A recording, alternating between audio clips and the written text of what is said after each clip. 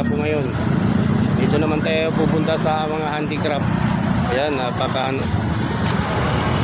marami ng palamuti dito ngayon para sa December. Nakahanda na yung mga handicraft dito para sa December.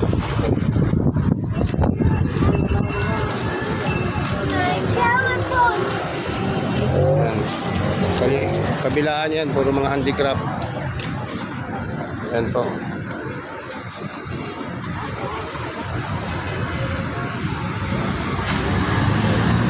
Ayan. Mga gawa sa kahoy. Ayan, maliwanag na at makulay na ngayon dito. Dahil palapit na ang December. Ayan.